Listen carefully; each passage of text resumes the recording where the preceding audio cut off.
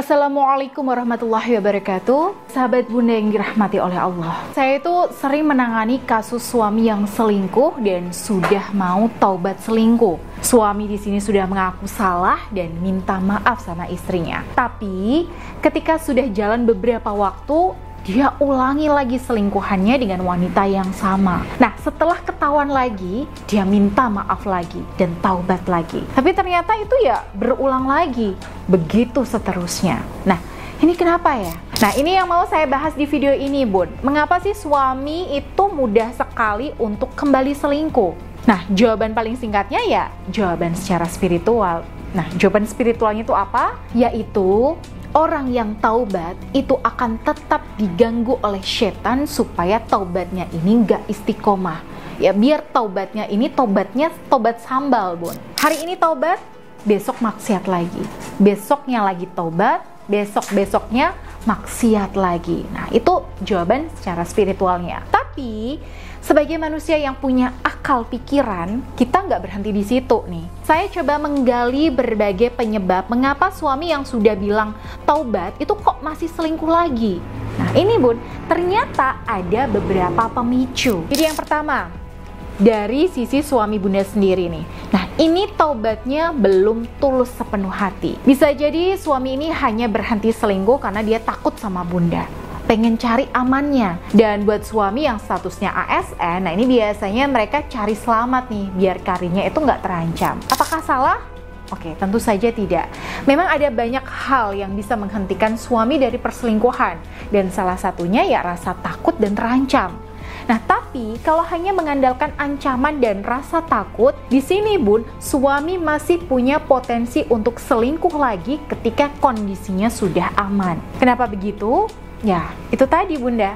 Karena taubatnya bukan dari kesadarannya sendiri. Makanya, ya, solusinya adalah selain ada ancaman dan rasa takut, nah ini harus diimbangi dengan cara yang nyaman untuk berada di jalan kebenaran. Kemudian yang kedua, yaitu karena nggak ada efek jera yang ditimbulkan dari perselingkuhannya. Nggak ada pengalaman pahit dari perselingkuhannya. Pengalaman pahit itu seperti apa contohnya?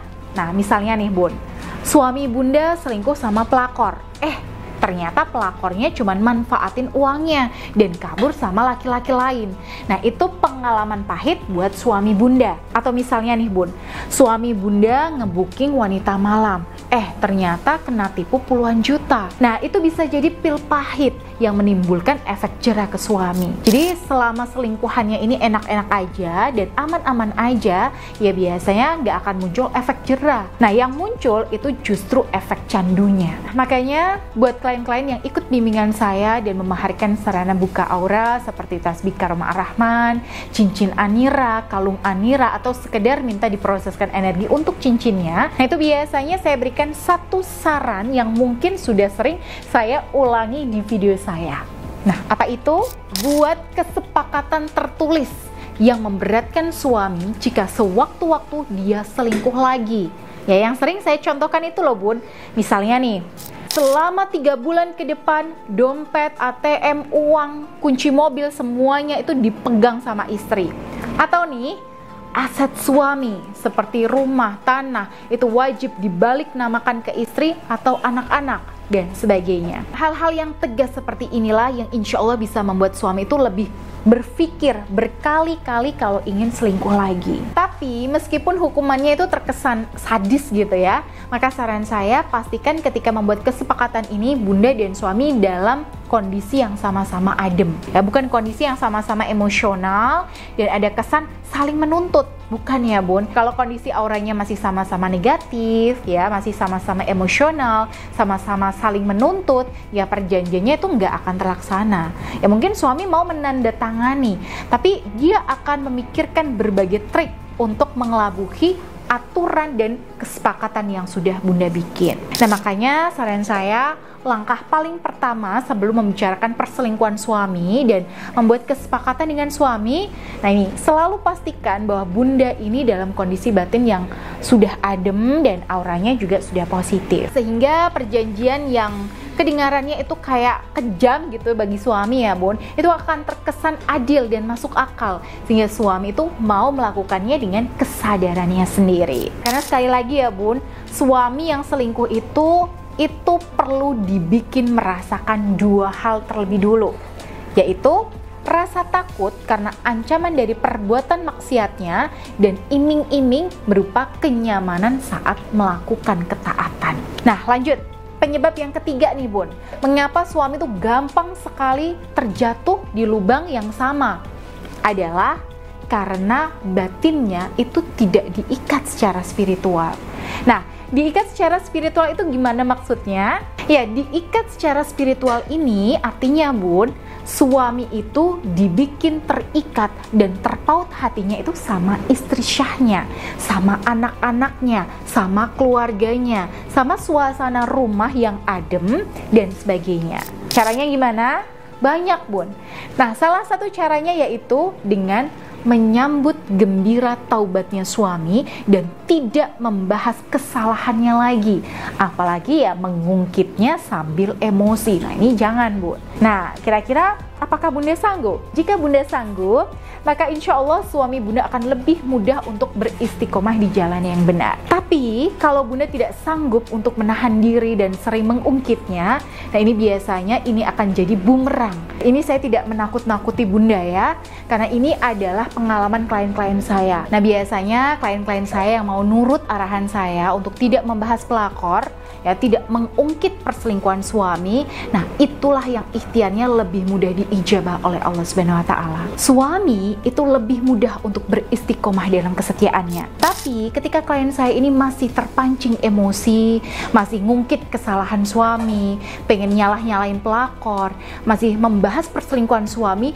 nah ini yang susah untuk harmonis kembali. Kenapa? Ya karena secara fitrah suami yang sudah mengaku salah dan minta maaf, apalagi bertekad untuk memperbaiki diri, dia itu inginnya move on dan menatap ke depan. Ketika kesalahannya itu dikuliti, maka dia akan merasa, oh jadi ternyata selama ini taubatku sia-sia ya. Aku udah gak selingkuh aja masih dibahas-bahas, masih diungkit-ungkit. Aku udah berusaha jadi suami yang baik, udah pulang tepat waktu, itu masih gak dihargai, malah masih dibahas dan digedein terus masa lalu aku. Sebenarnya istri aku ini maunya apa sih? Aduh kok begini terus sih, mending aku selingkuh aja lagi deh. Kalau sama-sama dimarahin, sama-sama diomelin, sama-sama disalah-salahin, ya mending aku selingkuh aja sekalian. Percuma dong jadi suami yang baik kalau tetap diungkit-ungkit. Nah itu bun, itu yang ada di pikiran para suami bunda. Makanya saran saya bagi bunda yang ingin mempertahankan keutuhan rumah tangga dan mempermanenkan taubatnya suami, hindari membahas dan mengungkit perselingkuhan suami setelah bunda dan suami membuat kesepakatan tertulis. Nah tujuannya apa? Ya tujuannya ya memberikan kenyamanan biar suami itu betah untuk terus menjadi suami yang baik. Aduh, saya tuh sulit bun kalau nggak membahasnya. Saya tuh masih keinget kejadiannya, masih inget rasa sakit hatinya, dan gak bisa berhenti memikirkannya. Kalau itu yang bunda alami, saya tanya balik nih, bunda ingin bertahan atau berpisah? Kalau bunda ingin berpisah, maka selesai urusannya. Silahkan bunda lampiaskan semua amarah bunda. Bunda maki-maki suami bunda, bunda maki-maki si pelakor, bunda keluarkan semua kemarahan bunda, dan bunda ungkit-ungkit keburukannya, lalu udah tinggalin suami. Simpel bun. Artinya kalau bunda memilih untuk bercerai, maka bunda bebas untuk melakukan apapun. Tapi kalau bunda di sini masih ingin bertahan, maka artinya ada konsekuensinya, yaitu tidak mengungkit kesalahan dan aib suami yang malah menimbulkan rasa tidak nyaman untuk bertaubat. Khusus buat bunda yang masih nggak bisa menahan diri dari berbagai amarah, menyimpan luka batin, rasa kecewa, lalu masih ada grundelan di hati, unek-unek, rasa ingin mengungkit kesalahan suami, masih ada trauma, bayangan-bayangan dan pikiran negatif tentang suami, nah maka itu artinya bunda wajib terapi kalau bunda ingin rumah tangga bunda kembali harmonis. Kebetulan bun, saya sering mengadakan buka praktik di kota-kota besar di Indonesia, dan jadwal terdekatnya itu di awal November saya akan buka praktik di 2 kota, yaitu di Bandung dan di Bekasi.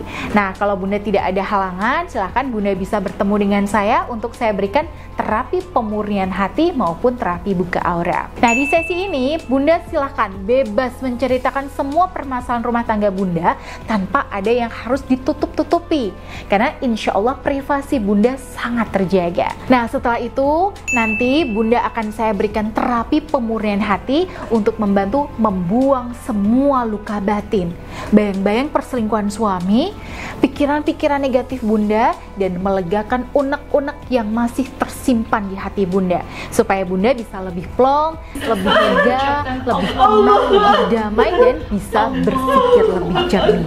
Dan gak hanya itu aja ya Bun, terapinya nanti itu akan dilanjutkan dengan terapi buka aura, dimana Bunda akan saya bantu untuk bukakan titik-titik energi aura Bunda yang selama ini tertutup oleh energi negatif, supaya pancaran daya tarik Bunda akan kembali terpancar. Nah, insya Allah setelah terapi, Bunda akan lebih siap untuk merajut kembali tenun keharmonisan rumah tangga Bunda. Jadi buat Bunda yang ingin mendaftar, saran saya daftar sekarang juga ya Bun, karena slotnya itu terbatas. Saya hanya menyediakan beberapa sesi dalam sehari, sementara yang berminat ini juga alhamdulillah cukup banyak sekali ya. Jadi sebelum pendaftarannya ditutup, silakan Bunda daftar saja sekarang melalui Mbak Dinda di nomor yang tertera di sini. Baik, itu tadi yang bisa saya sampaikan di video kali ini, dan saya Bunda I pamit. Wassalamualaikum warahmatullahi wabarakatuh.